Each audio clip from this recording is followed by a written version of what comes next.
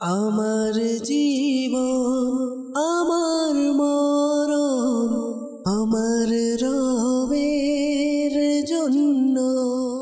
আলহামদুলিল্লাহি রাব্বিল আলামিন ওয়াসসালাতু ওয়াসসালামু আলা সাইয়্যিদিল মুরসালিন আম্মা বা'দ ফাআউযু বিল্লাহি মিনাশ শাইতানির রাজীম বিসমিল্লাহির রহমানির রহিম।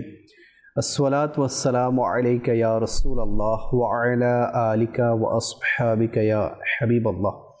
আসসালাতু ওয়াসসালামু আলাইকা ইয়া নবিয়্যাল্লাহ ওয়া আলা আলিকা ওয়া আসহাবিকা ইয়া নূরাল্লাহ। মাদানী চ্যানেলের দর্শকবৃন্দ, আজকেও হাজির হয়েছি অনুষ্ঠান নিয়ে, যার নাম অন্ধকার থেকে আলোর পথে। যে যেখান থেকে আমাদের সাথে শরীক হয়েছেন আপনাদের সবাইকে জানাচ্ছি আমাদের এই অনুষ্ঠানের পক্ষ থেকে অসংখ্য শুভেচ্ছা এবং অভিনন্দন। অনুষ্ঠানে একটি টপিকের উপর আলোচনা হয়, কালাম শোনা হয়। আজকে ইনশাআল্লাহুল কারীম আমরা শুনব। আসুন এর পূর্বে দরুদে পাকের একটি ফজিলত শুনে নেই। প্রিয় নবী রসুল আরবি হুজুর পুন্নুর সাল্লাল্লাহু আলাইহি ওয়াসাল্লামের আলিশান ফরমান, যে ব্যক্তি আমার উপর জুমার দিনে ৮০ বার দরুদে পাক পাঠ করবে, আল্লাহ তাআলা তার ৮০ বছরের গুনাহকে মাফ করে দিবেন। সাল্লু আলাল হাবিব সাল্লাল্লাহু আলা মুহাম্মদ সাল্লাল্লাহু আলাইহি ওয়াসাল্লাম সালাতাও ওয়া সালামান আলাইকা সাইয়্যিদি সাইয়্যিদি ইয়া রাসূলুল্লাহ। দর্শকবৃন্দ, আজকে আমরা যে বিষয় নিয়ে আলোচনা করব তা হচ্ছে অজ্ঞতা থেকে দ্বীনি জ্ঞানের দিকে।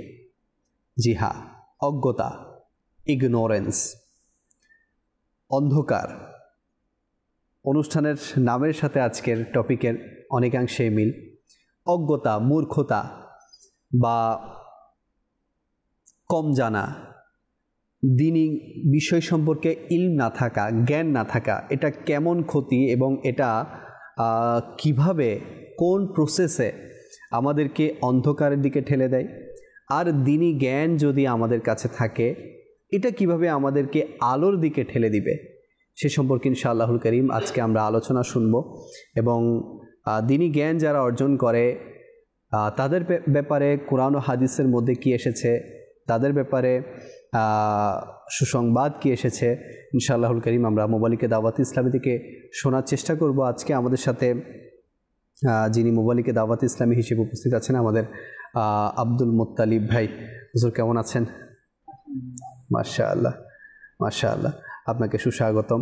এবং আমার সাথে আমাদের নাত খাই ইসলামী ভাই আছেন, আমির হামজা ভাই। মাশাআল্লাহ মাশাআল্লাহ, আপনাকেও সুস্বাগতম আমাদের অনুষ্ঠানে। তো দর্শকবৃন্দ, আসুন দেরি না করে একটি কালাম শুনে আসি, এরপর ইনশাআল্লাহ আজকের বিষয় নিয়ে আমরা আলোচনা করব। সাল্লু আলাল হাবিব সাল্লাল্লাহু আলা মুহাম্মদ সাল্লাল্লাহু আলাইহি ওয়াসাল্লাম। দিদার ইয়া রাসূলুল্লাহ,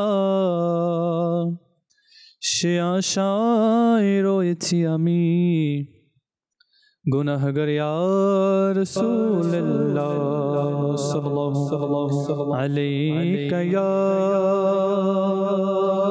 রাসূলুল্লাহ ওয়া সাল্লাম আলাইকা ইয়া হাবিবাল্লাহ।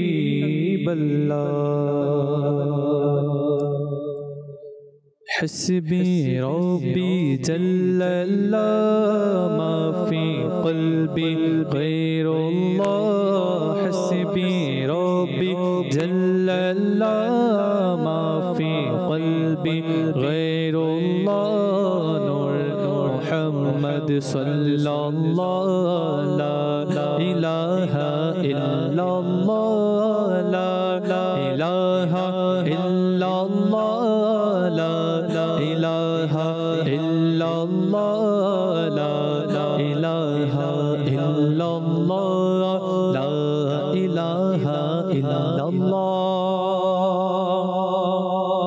প্রিয় নবীর কাছে এসে আবু জেহেল বলল হেসে, প্রিয় নবীর কাছে এসে আবু জেহেল বলল হেসে, নবী হলে বলো মোরে হাতের মুঠোয় কি আছে।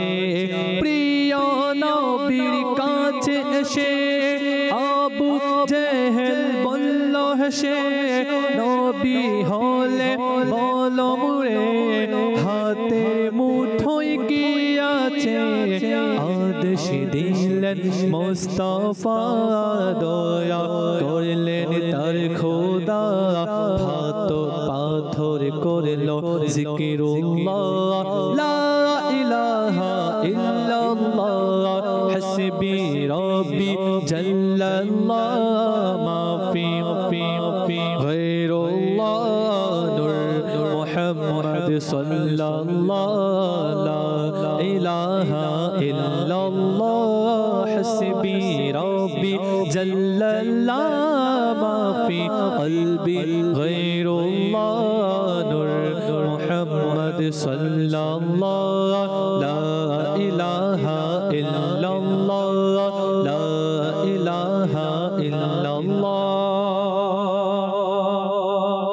প্রিয় বোনকে বললেন মোর বলো না কি করছিলে প্রিয় বোনকে বললেন মোর বলো না কি করছিলে আমার আশার পূর্বে কি চুপি চুপি পড়ছিলে প্রিয় বোনকে বললেন মোর বলো না কি করেছিলে আমার আশার পূর্বে কি চুপি চুপি পড়ছিলে প্রিয় বোন পড়ল যখন ওর আর শোনে ওমর তখন প্রিয় বোন পড়ল যখন করে আর শোনে ওমর তখন পড়লেন মধুর কালেমা লা ইলাহা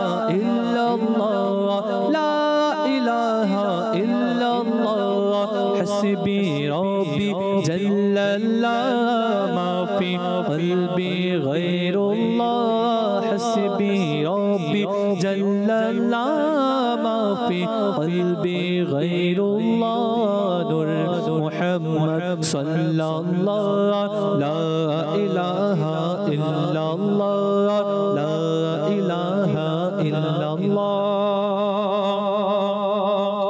প্রিয় বেলাল হাবশিকে ভালোবাসেন প্রিয় নবী প্রিয় বেলাল হাবশিকে ভালোবাসেন প্রিয় নবী দুনিয়ার সকল আশিকে তিনি হলেন নয়ন মনি প্রিয় বেলাল হাবশিকে ভালোবাসেন প্রিয় নবী দুনিয়ার সকল আশিকে তিনি হলেন নয়ন মনি সইতেন তিনি কষ্ট কত রাখতেন বুকে পাথর কত সইতেন তিনি কষ্ট কত রাখতেন বুকে পাথর কত পড়তেন তবু এই কালেমা লা ইলাহা ইল্লাল্লাহ লা ইলাহা ইল্লাল্লাহ হাসবি রব্বি জাল্লাল্লাহ মাফি কলবি গায়রুল্লাহ নূর মুহাম্মদ সাল্লাল্লাহ লা ইলাহা ইল্লাল্লাহ লা ইলাহা ইল্লাল্লাহ লা ইলাহা ইল্লাল্লাহ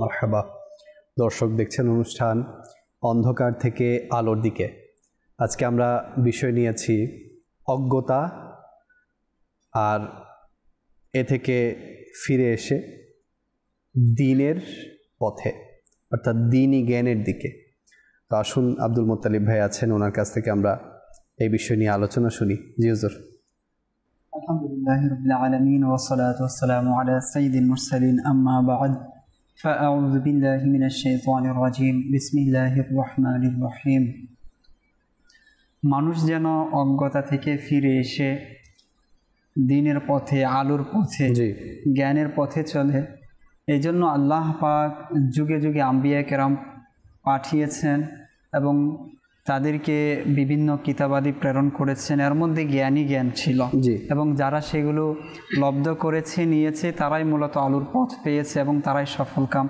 হয়েছে জি ইসলামই এমন একটি ধর্ম যে ধর্মের মধ্যে জ্ঞান সম্পর্কে সবচেয়ে বেশি অবগত করা হয়েছে, সবচেয়ে বেশি তাকিদ দেওয়া হয়েছে।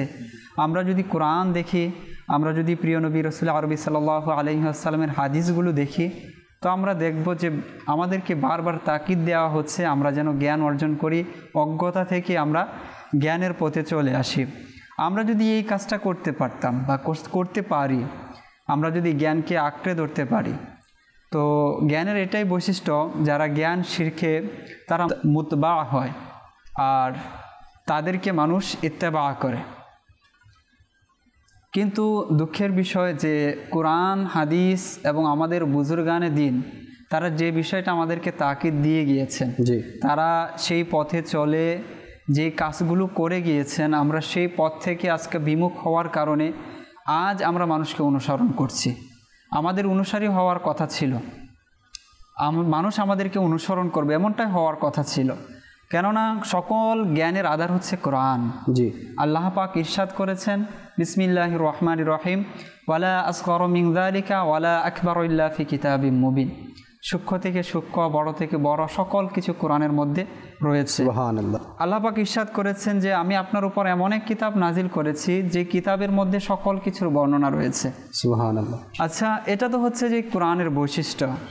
আল্লাহ পাক আমাদের ব্যাপারে কি বলেছেন?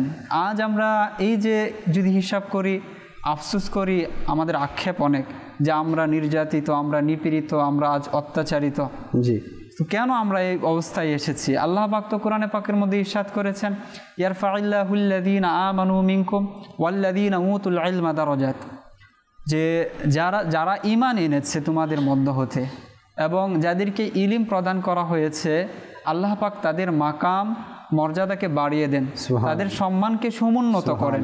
তো আল্লাহ পাকের ওয়াদা তো সত্য, লা তাবদীলা লিকালিমাতিল্লাহ, আল্লাহ পাকের কথা কখনো পরিবর্তন হয় না, আল্লাহ পাকের ওয়াদার কখনো খেলাপ আল্লাহ পাক তো করেন না। তাহলে আজ কেন আমরা নির্যাতিত, কেন আমরা নিপীড়িত, কেন আমরা আজ বঞ্চিত? তো একটাই, আমরা ইমানদার তো ঠিক আছে, দ্বিতীয় যে শর্ত উতুল ইলমা, সে থেকে আমরা আজ বিমুখ, সে থেকে জ্ঞান অন্বেষণের ব্যাপারে, জ্ঞান অন্বেষণের ক্ষেত্রে। আবার যদি জ্ঞান অন্বেষণ যদি ক্যাটারাইজ করি তো দেখা যাবে সেই ক্ষেত্রে আমরা অনেক দূরে। এক হচ্ছে যে শরীয় জ্ঞান, সেটা আছে, আরেক হচ্ছে সুন্নাতুল্লাহ, আল্লাহ পাকের সুন্নত যেগুলো রয়েছে। আজ আমরা যদি দেখি যে পৃথিবী ঘুরছে, আল্লাহ পাকের অর্ডারে হুকুমে ঘুরছে, এর পিছনে লজিক তো আছে, কারণ তো আছে, সেগুলো আজ আমাদের কোনো, আমরা এইদিকে আমাদের কোনো ভ্রুক্ষেপ নেই। তো এই ব্যাপারে আল্লাহ পাক আমাদেরকে তাকিদ দিয়েছেন।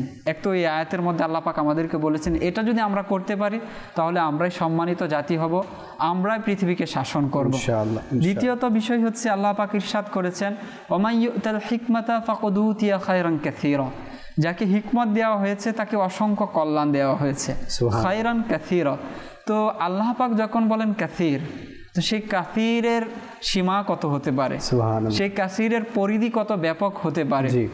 তো এই ব্যাপারে আল্লামা আবু বকর মোহাম্মদ সারাখসি রহমতুল্লাহ তাআলা আলাইহি তার কিতাবে দেখছিলাম, তার ঘটনা ইনশাআল্লাহ আসবে। তিনি এই যে হিকমতের ব্যাপারে বলছিলেন যে ইবনে আব্বাস রাদিয়াল্লাহু তাআলা আনহু বলেছেন আল হিকমাতু মারিফাতুল আহকামি মিনাল হালালি ওয়াল হারাম। হিকমত হচ্ছে যে আল্লাহ তাআলা বলেছেন হিকমত যাকে দেওয়া হয়েছে তাকে অসংখ্য কল্যাণ দেওয়া হয়েছে।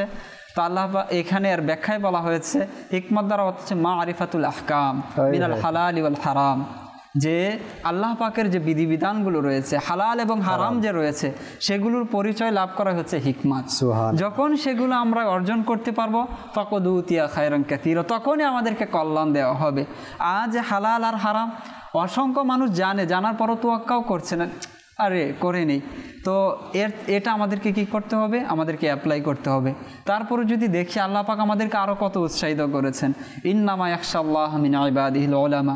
আল্লাহ পাক তো ডিক্লেয়ারই দিয়ে দিয়েছেন যে ভয়ের যে একটা ফজিলত রয়েছে, ভয় করলে কি উপকার রয়েছে, তো সেই ভয়ের বিষয়টা জুড়ে দিয়েছেন উলামায়ে কেরামের সাথে, জ্ঞানীর সাথে, আলিমের সাথে, যে আল্লাহ পাককে প্রকৃতপক্ষে ভয় তারাই করে যারা ইলম অর্জন করেছে, যারা আলিম রয়েছে তারাই আল্লাহ পাককে ভয় করে। এখানে আবার ক্ল্যারিফাইও করা দরকার, জি আলিম বলতে কি মাদ্রাসা ফারিগ আলিম, নাকি আলিম বলতে দ্বীনি জ্ঞান অর্জন যারা করেছে, সেটা কোনো উস্তাদের সান্নিধ্যও হতে পারে, বা মাদ্রাসায় গিয়েও হতে পারে, তো এই ব্যাপারেও ক্ল্যারিফাই করা উচিত। আসলে ইলমটা হচ্ছে বিষয় হচ্ছে জানার উপর। অবশ্যই আপনি জানবেন, তো ইলম যখন আপনার মাঝে আছে তখনই আপনি আলিম, যখন আপনার মাঝে ইলম নাই তখন তো আর আপনি আলিম না। এটা তো একটা আরেকটার সাথে সম্পর্কিত।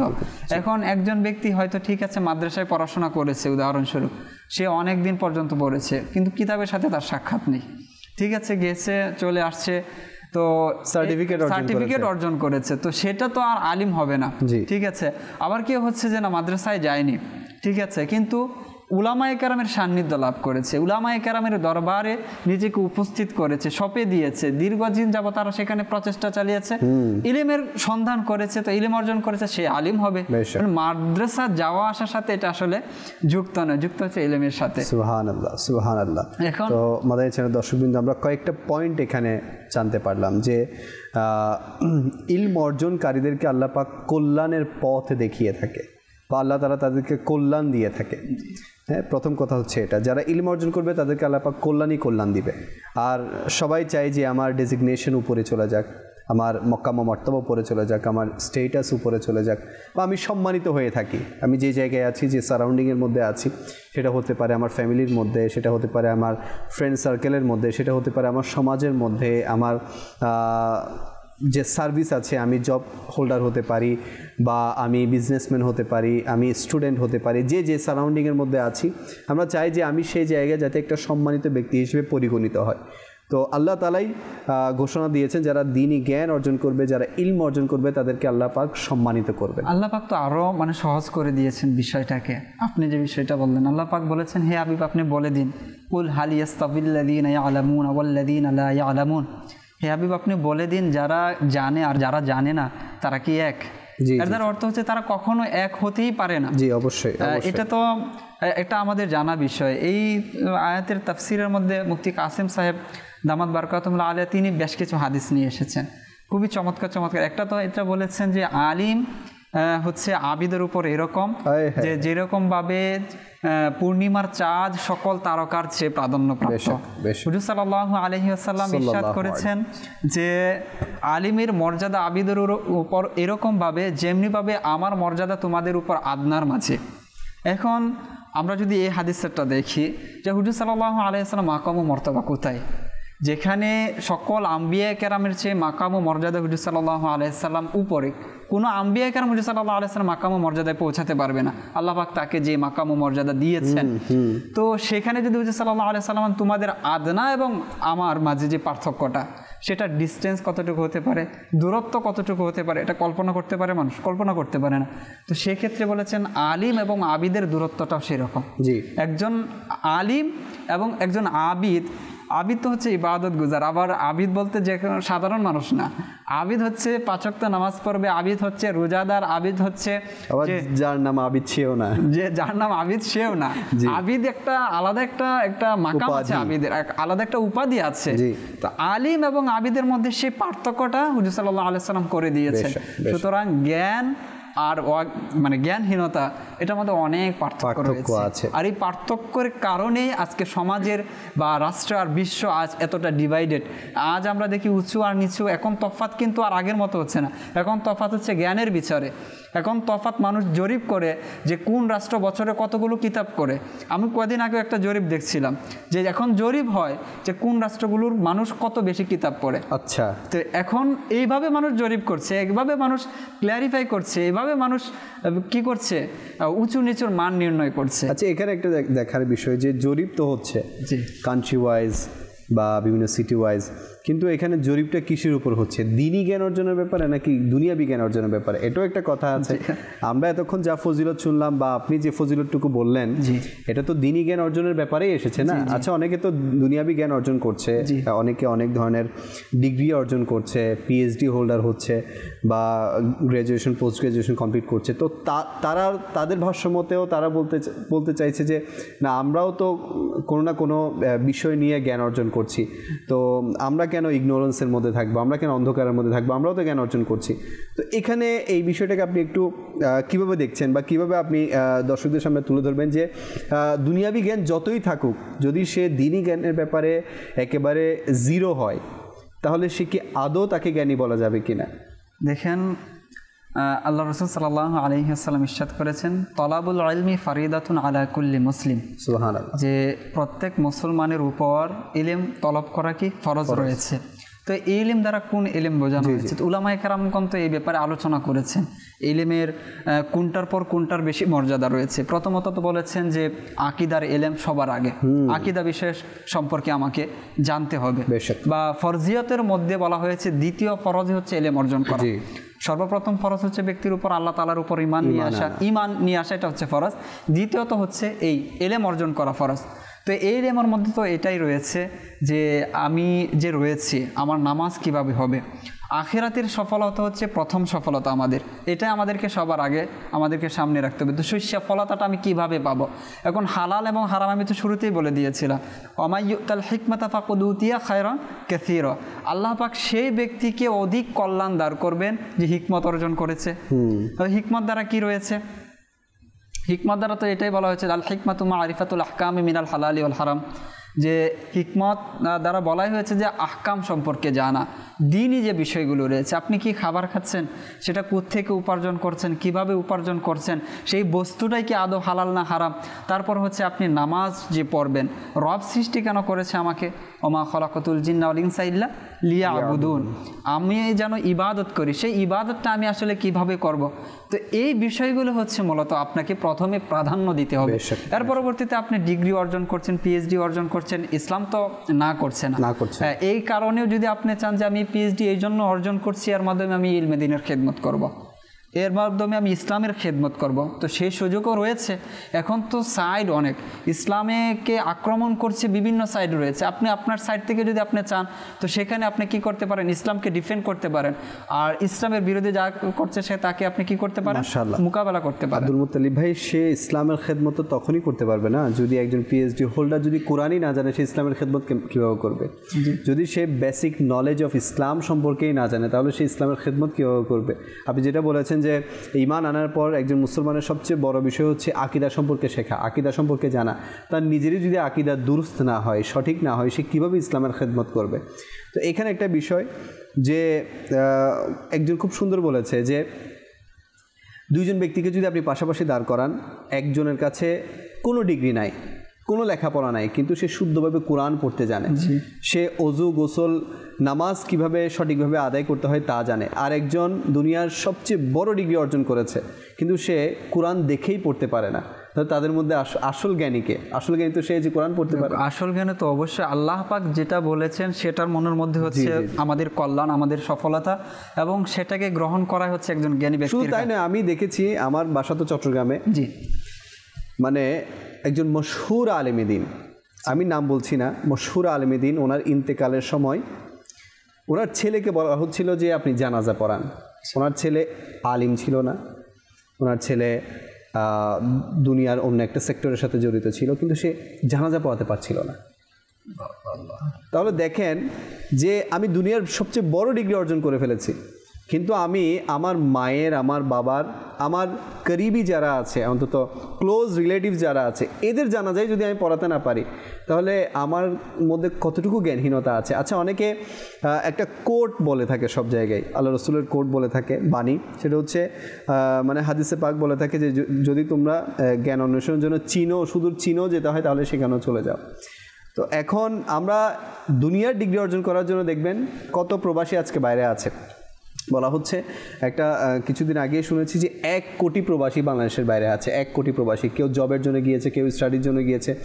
তো যারা স্টাডির জন্য গিয়েছে তারা কত দূরে চলে গিয়েছে স্টাডির জন্য, কিন্তু আমরা কি কখনো এটা ফিল করেছি যে দিনের বিষয়ে আমি মানে আমার মহল্লা থেকে আরেক মহল্লায় গিয়েছি কিনা, বা আমার স্থান থেকে, আমার অবস্থান থেকে আমি কোনো তালিবে যারা শিক্ষক আছে, দিনের শিক্ষক, তাদের কাছে গিয়েছি কিনা, এই বিষয়ে আপনি কি বলবেন? আল্লাহু আকবার কাবীর। আপনি তো প্রথমত বলেছেন যে আসলে মানুষ জীবনে চায় একটু ভালো থাকার জন্য, মানুষ চায় যেন আসলে আমার সম্মান বৃদ্ধি হোক, স্বাচ্ছন্দ্যে, সচ্ছলতার সাথে, সম্মানের সাথে, সমৃদ্ধির সাথে জীবনটা যেন অতিবাহিত করতে পারি। আর এই কারণে আজ মানুষ দেশ থেকে দেশ, শহর থেকে শহর, গ্রাম থেকে গ্রাম ছুটে বেড়াচ্ছে। আসলে প্রকৃত সফলতা কোন জায়গায়, প্রকৃত সমৃদ্ধি কোন জায়গায়? তো আল্লাহ তাআলা তো এটা বলে দিয়েছেন, কদ আফলাহাল মুমিনুন, যে প্রকৃতপক্ষে মুমিন সফলকাম হয়ে গেছে। কারা? আল্লাযীনা হুম ফী সালাতিহিম খাশিউন ওয়াল্লাযীনা হুম আনিল লাগবি মুরিদুন ওয়াল্লাযীনা হুম লিয-যাকাতি ফাইলুন। এই যে বিষয়গুলো আল্লাহ বর্ণনা করেছেন, তো এই মুমিন প্রথমত বলা হচ্ছে যে বান্দা খুশুর সাথে নামাজ আদায় করেছে। এখন নামাজের মধ্যে কিরাত রয়েছে, এটা ফরজ আপনাকে করতে হবে, রুকু রয়েছে, সিজদা রয়েছে, যে বিষয়গুলো রয়েছে, এখন এগুলো যদি না জানি তো সফল আমি কিভাবে হব? আমার প্রকৃত যে গন্তব্য আমার মৃত্যুর পর, তো সেখানে তো আমাকে সফল হতে হবে। আপনি আপনার 60-70 বছর জীবনের জন্য 30 বছর আপনি ব্যয় করে দিচ্ছেন বাকি 30 বছর সুখে থাকার জন্য, কিন্তু অনাদি অনন্তকাল চিরস্থায়ী জীবনের জন্য আপনার কতটুকু প্রচেষ্টা সেটা আমাদের আসলে ভাবা উচিত। আপনি বলেছেন যে আমাদের বর্তমান যুগে সফর করছে মানুষ, স্টাডির জন্য অনেকে করছে, বিভিন্ন কি করছে স্কলার নিয়ে বিভিন্ন রাষ্ট্রে সে পড়ার জন্য যাচ্ছে এবং নামি দামি এবং গর্ব করে বলে যে আমি অমুক বিশ্ববিদ্যালয়ে পড়াশোনা করছি বা সার্টিফিকেট নিয়ে এসেছি, এবং যখন ওই বিশ্ববিদ্যালয়গুলোর নাম নেওয়া হয় তখন আমাদের মনের মধ্যে এক ধরনের দুর্বলতা কাজ করে না শিক্ষিত ব্যক্তি। কিন্তু আমরা যদি আমাদের আসলাফ যারা আছে তাদের জীবনে যদি দেখি তাহলে দেখবো যে তারাও সফর করেছে, তবে সেটা ছিল ইলমে দ্বীনের জন্য, তারা দ্বীনকে শিখার জন্য, হুজুর সাল্লাল্লাহু আলাইহি ওয়াসাল্লামের বাণীকে জানার জন্য। আমার আকা কি বলেছেন, মানুষ আজ ইজাদ করছে, মানুষ আজ যুক্তি নলেজ বিভিন্ন জ্ঞান খাটিয়ে একটা সূত্র তৈরি করেছে, সেই সূত্রকে জানার জন্য, সেই বিষয়টাকে জানার জন্য, সেই ডিগ্রিকে লাভ করার জন্য আপনি যাচ্ছেন, কিন্তু আমার আকার চেয়ে, আমার হুজুর সাল্লাল্লাহু আলাইহি ওয়াসাল্লামের চেয়ে অধিক সত্য আর কোনো কথা হতে পারে, কোনো ব্যক্তির কথা হতে পারে? তো সেটাকে আগে নেওয়া তো আমার দরকার ছিল। আজ হুজুর সাল্লাল্লাহু আলাইহি ওয়াসাল্লামের কথাগুলো বিভিন্ন বিজ্ঞানীরাও গবেষণা করে দেখছে যে তিনি কি বলেছেন, আজ সেগুলি কি হচ্ছে, সত্য হচ্ছে, সেগুলোর মধ্যে বিজ্ঞান বিভিন্ন হিকমত খুঁজে পাচ্ছে। আচ্ছা, সেদিকে একটা ভিন্ন বিষয়। আমি যদি দেখি যে আমাদের আসলাফ যারা ছিল, বিশেষত আমরা যদি সাহাবায়ে কেরাম যারা দেখি, কোরআনে পাকের মধ্যে যদি দেখি যে মুসা আলাইহিস সালাম হিজরত সফর করেছেন খিজর আলাইহিস সালামের দিকে ইলমে জানার জন্য। পরবর্তীতে যদি আমরা সাহাবায়ে কেরামের জীবনে যদি দেখি, জাবির বিন আব্দুল্লাহ রাদিয়াল্লাহু তাআলা অত্যন্ত প্রসিদ্ধ ঘটনা রয়েছে, তিনি গিয়েছেন সিরিয়ায়, মদিনা থেকে সিরিয়ায় গিয়েছেন শুধুমাত্র একটি হাদিস জানার জন্য। আল্লাহু আকবার। একটি মাত্র হাদিস জানার জন্য, কিসাস সম্পর্কিত একটা হাদিস ছিল, তিনি দীর্ঘ 1 মাসের সফর শুধু এই হাদিস জানার জন্য যান।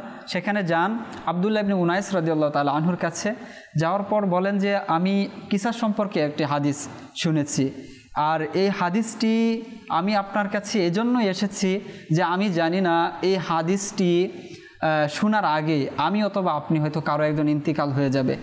তো এই সন্দেহ বা এই ভয়ের কারণে আমি এক মুহূর্তে আমার মদিনায় থাকতে পারি। 1 মাসের রাস্তা আমি অতিক্রম করেছি, রাস্তা আমি অবলম্বন করেছি যে হাদিসটা যেন আমি আপনার থেকে শুনে নিই। তখন তিনি সেখানে আসেন আর কিসাস সম্পর্কে সে হাদিস বর্ণনা করেন, যে বলেন যে আমি হুজুর সাল্লাল্লাহু আলাইহি ওয়াসাল্লামের কাছ থেকে কিসাস সম্পর্কে যে হাদিসটি শুনেছি সেটা হচ্ছে কিয়ামতের দিন মানুষকে আল্লাহ পাক কি করবেন, তুলবেন, সেখানে তার শরীরে কোনো পোশাক থাকবে না, কাপড়হীন অবস্থায় থাকবে। তখন আল্লাহ পাক কোনো ব্যক্তিকে জান্নাতবাসী যে আছে সে জান্নাতে প্রবেশ করবে না, জাহান্নামী সে জাহান্নামে ততক্ষণ পর্যন্ত প্রবেশ করবে না যতক্ষণ পর্যন্ত তার থেকে কোনো একটি জুলুমের, যে কোনো ব্যক্তির প্রতি সে জুলুম করেছিল সেই জুলুমের হিসাব না নেওয়া হবে। আল্লাহ পাক তখন কি করবেন, এই আওয়াজ দিবেন জান্নাতবাসী বা জাহান্নামবাসী সবাইকে। তখন জাবির বিন আব্দুল্লাহ রাদিয়াল্লাহু তাআলা আনহু তাকে আবার প্রশ্ন করেন যে আপনি বললেন যে প্রথম হাদিসের শুরুতে যে সেখানে মানুষের কাছে কোনো কিছুই থাকবে না, এমনকি পোশাক পর্যন্ত থাকবে না, তো কিসাস কি দ্বারা হবে? তখন তিনি বলেন বিল হাসানাতি ওয়াস সাইয়্যাত। তো সেদিন শুধু কিসাস এভাবেই হবে যে যার কাছে নেকি আছে তার নেকিগুলো দিয়ে দেওয়া হবে, আর যদি নেকি না থাকে তাহলে অপর ব্যক্তির গুনাহগুলো তার উপর চাপিয়ে দেওয়া হবে। তো এই হাদিসটা জানার জন্য তিনি 1 মাসের রাস্তা অবলম্বন করেছিলেন। অনুরূপভাবে আবু আইয়ুব আনসারী রাদিয়াল্লাহু তাআলা আনহু জীবনের মধ্যে পাওয়া যায়, সেটা আরও দূরের। তিনি হাদিস শুনেছেন আর সেই হাদিসটা তিনি এবং যেই সাহাবী কাছে যাচ্ছেন আর কেউ জানে না। এখন সত্যায়ন করার জন্য তিনি যাবেন মিশরে, মদিনা থেকে মিশরে শুধুমাত্র হাদিসের সত্যায়নের জন্য যাবেন। তিনি প্রথমত যান, সেখানে যে মিশরের গভর্নর ছিল, আমির ছিল, তার নাম হচ্ছে মাসলামা বিন মাখলাদ এরকম নাম। তো তাকে গিয়ে বলেন যে আমি এসেছি। তো সেই সাহাবীর কাছে যাওয়ার পর যে বলেন আমি অমুকের কাছে এসেছি একটা হাদিস জানার জন্য, সেই হাদিসটি আমি এবং তাছাড়া আর কেউ জানে না। তখন তিনি বললেন যে আপনি কি শুধু এই জন্যই এসেছেন? বলে হ্যাঁ, আমি এই জন্যই এসেছি। তো আবু আইয়ুব আনসারী রাদিয়াল্লাহু তাআলা আনহুর সাথে আরেকজন ব্যক্তিকে পাঠিয়ে দেন যে ওই সাহাবীর কাছে তাকে নিয়ে যাও। তো সেখানে যখন যান, তখন যাওয়ার পর বলেন যে আপনি কি শুধু এই জন্যই এসেছেন? বলে হ্যাঁ আমি এই জন্যই এসেছি, এই হাদিসটা আমি জানতে চাচ্ছি এবং তাসদিক করাতে চাচ্ছি যে এটা কি সত্য কিনা। তখন তিনি বলেন যে সেই হাদিসটা হচ্ছে এটাই, হুজুর সাল্লাল্লাহু আলাইহি ওয়াসাল্লাম ইরশাদ করেছেন, যে ব্যক্তি কোনো মুসলমানের দোষ দুনিয়ায় গোপন রাখবে, আল্লাহ পাক কিয়ামতের দিন তার দোষগুলো গোপন রাখবে। সুবহানাল্লাহ, সুবহান। তখন এই হাদিস শোনা মাত্র তৎক্ষণাৎ তিনি তার আবার যে বাহন ছিল সেখানে উঠে তিনি আবার মদিনায় চলে আসেন। যে আমির ছিল তিনি অবাক হয়ে গেলেন, যে তাকে প্রশ্ন করা হয়েছিল যে শুধু এই জন্যই এসেছেন, বলে হ্যাঁ আমি শুধু এই জন্যই এসেছি। আর তারপরে তিনি আবার মদিনার দিকে রওনা হয়ে গেলেন। তো আমাদের যারা বুজুর্গানে দিন ছিলেন তাদের অবস্থা এরকম ছিল যে হুজুর সাল্লাল্লাহু অর্জন করার জন্য। আমরা যদি আরো বেশ কিছু এরকম ঘটনা রয়েছে পরবর্তী যুগের যদি আমরা দেখি ইনশাআল্লাহ। আব্দুল মুত্তালিব ভাই আপনার কাছে আবারও আসবো। তো দর্শকবৃন্দ, আপনারা শুনছিলেন যে পূর্বের আসলাফ যারা ছিল তারা দ্বীনি জ্ঞানের বিষয়ে কতটুকু সচেতন ছিল, আগ্রহ কেমন ছিল তাদের। ইনশাআল্লাহুল কারীম আমরা আলোচনা আরও শুনবো। দর্শকরা অ্যাড হয়েছেন কলের মাধ্যমে, আসুন কিছু কল অনুষ্ঠানে আমরা শামিল করি। জি, আমার নাম মোহাম্মদ পলাশ হোসেন। আমি সবসময় মাদানী চ্যানেল দেখি এবং শুনি, আমার কাছে খুবই ভালো লাগে। আপনারা আমাদের জন্য দোয়া করবেন, আমি সবসময় মাদানী চ্যানেল দেখতে পারি। আমিন আমিন। আল্লাহ তাআলা আপনাকে এবং আপনার পরিবারের সবাইকে মাদানী চ্যানেল দেখার তৌফিক দান করুক। জি, পরবর্তী কল। ঢাকা কিশোরগঞ্জ সুরবর রহমান নাতের আসল, এটা শুনবার পাই আর সোনার মদিনা আমার প্রাণের মদিনা। ইনশাআল্লাহ আমাদের সাথেই থাকবেন, যদি সম্ভব হয় আমরা আপনার অনুরোধ রাখার চেষ্টা করব। জি, পরবর্তী কল। রাজশাহী থেকে বলছি, আমার নাম আরাফাত। আমি একটি গজল শুনতে চাই, ভালোবাসি ভালোবাসি প্রিয় নবীকে। মাশাআল্লাহ, মাশাআল্লাহ। জি, পরবর্তী কল। আমি বগুড়া থেকে মোহাম্মদ তুহিন ইসলাম। আমি একটি কালাম শুনতে চাই, প্রিয় নবীর কোকিল আমি, মদিনা আমার বাগান। মাশাআল্লাহ, চেষ্টা করা হবে, আমাদের সাথেই থাকবেন। জি, পরবর্তী কল। জামালপুর দেওয়ানগঞ্জ থানা। চ্যানেলটা আমার কাছে খুব ভালো লাগছে, সারা রাত যেন ওই চ্যানেলটা চালু করে দেখি, আমার কাছে খুবই ভালো, খুবই ভালো, খুবই ভালো লাগছে। মাশাআল্লাহ, আল্লাহ পাক বরকত দান করুক। মেসেজ এসেছে, বলছেন যে খাগড়াছড়ি থেকে দেখছেন, দোয়া চেয়েছেন, আল্লাহ তাআলা আপনার সমস্ত নেক জায়েজ দোয়াগুলোকে কবুল করুক। আরেকটি মেসেজ এসেছে, নাচ শুনতে চাচ্ছেন, যে আমিও যাব একদিন সোনার মদিনায়। তো অনেকেই কালামের রিকোয়েস্ট করেছেন, আসুন দেখি কোন কোন কালামগুলো আমরা শুনতে পারি। জি, সাল্লাল্লাহু তাআলা আলা মুহাম্মদ সাল্লাল্লাহু তাআলা আলাইহি ওয়াসাল্লাম। আমিও যাব একদিন সোনার মদিনায়, আমিও যাব একদিন সোনার মদিনায়, পূরণ হবে আমার মনের বাসনা, পূরণ হবে আমার মনের বাসনা, দেখব যখন আমি সোনার মদিনায়, দেখব যখন আমি সোনার মদিনায়, দূরে হবে তো মনের সব যাতনা, মদিনার ধুলি বালি নুরানি নুরানি,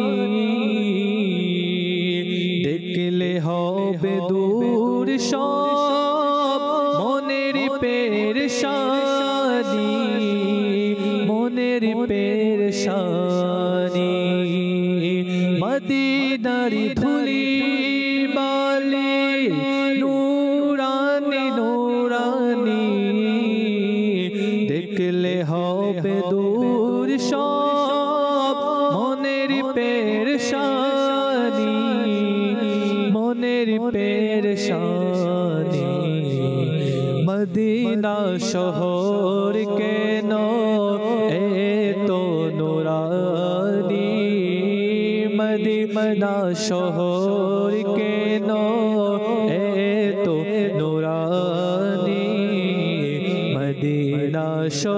শহরে আছে নূরে মদিনা আমি যাব একদিন সোনার মদিনা পূরণ হবে আমার মনের বাসনা ভালোবাসি ভালোবাসি প্রিয় নবীকে ভালোবাসি ভালোবাসি প্রিয় নবীকে আমরা আল্লাহ আর নবীকে ভালোবাসি আমরা আল্লাহ আর নবীকে ভালোবাসি তাই তো মোরা জান্নাতের অধিকারী তাই তো মোরা জান্নাতের অধিকারী ভালোবাসি ভালোবাসি প্রিয় নবীকে ভালোবাসি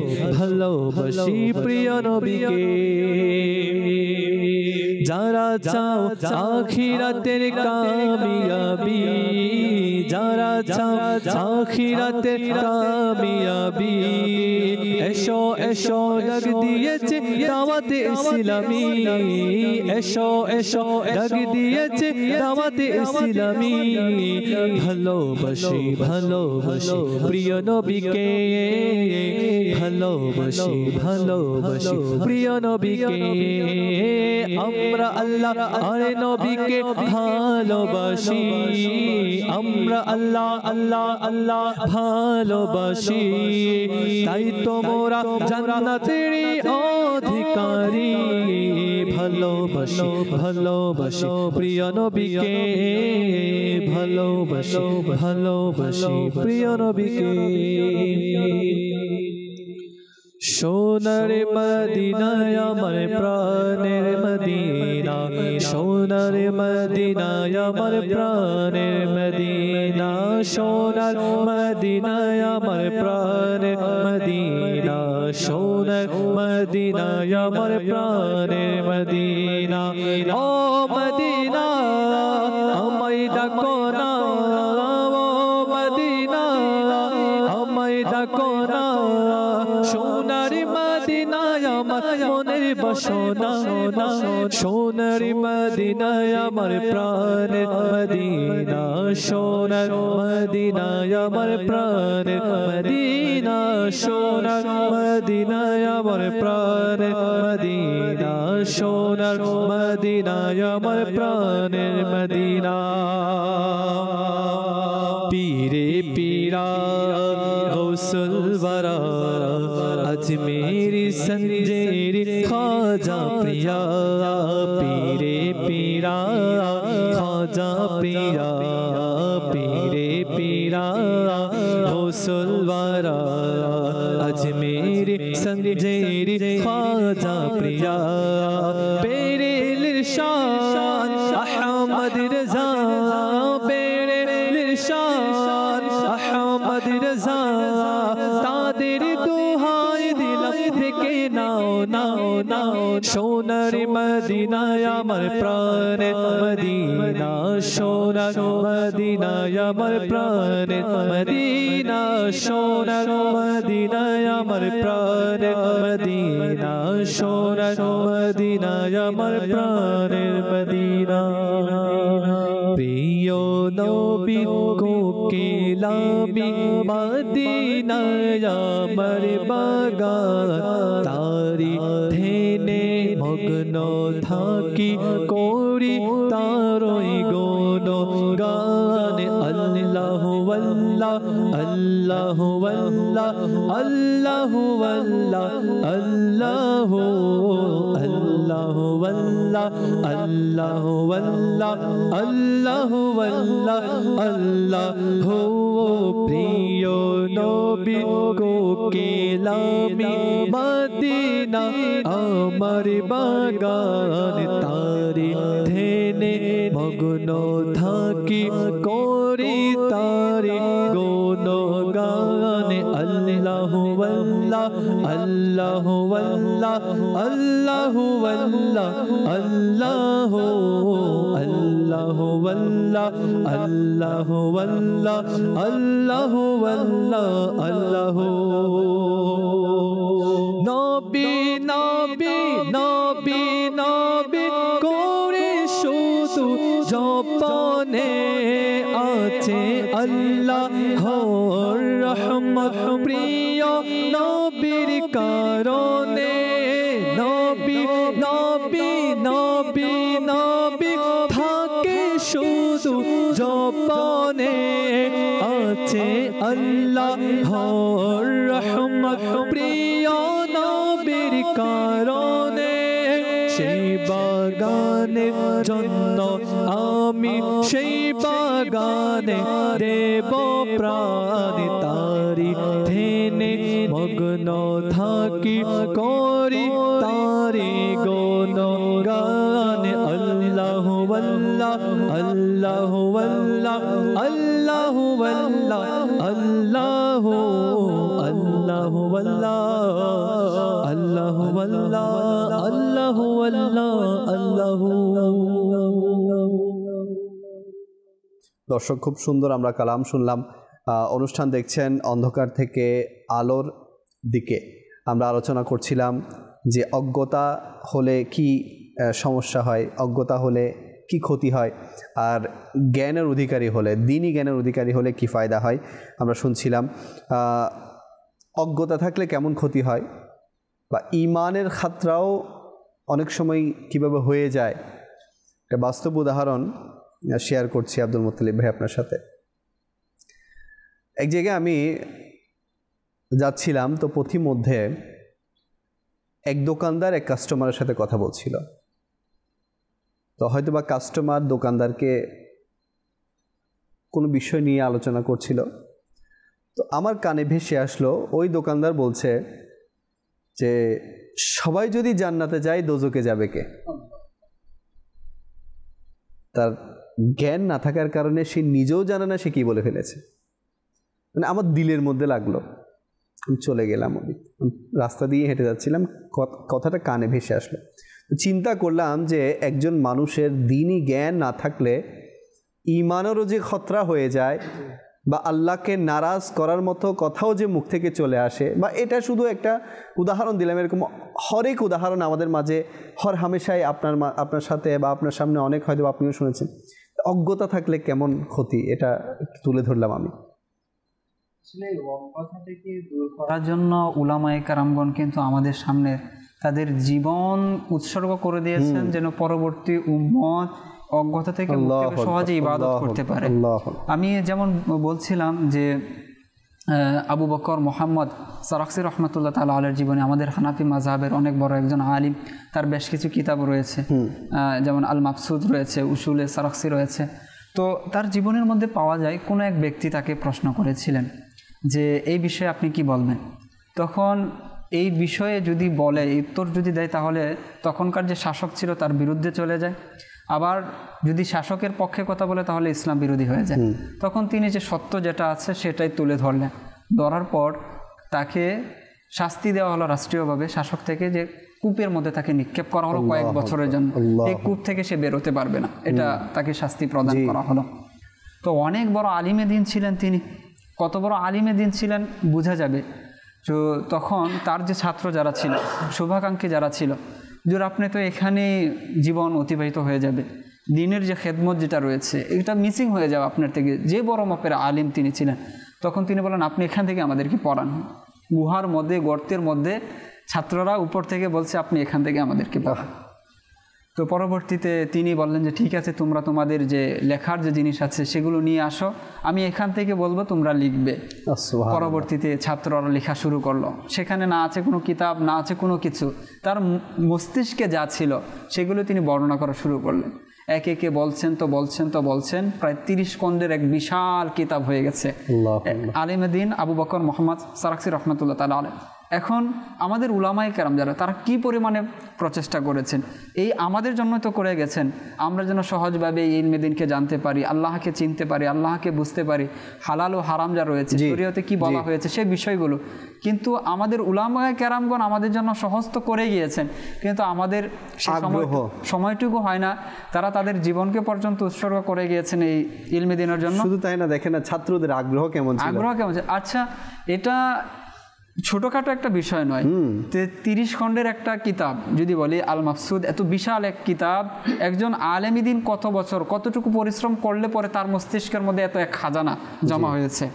আর ছাত্রদের কি পরবর্তী কুরবান, তারা সেখানে বসে বসে ইলমে দিন অর্জন করেছে। যে উস্তাদ সেখানে বন্দী আছে, তো কি হয়েছে, ইলমে দিন আমাকে অর্জন করতে হবে। আমরা যদি দেখি আবু হাতিম রাজি রহমতুল্লাহ তাআলা আলাইহি অনেক বড় একজন আলিমে দিন এবং মুহাদ্দিস বলা হয়, যুগশ্রেষ্ঠ আলিমে দিন।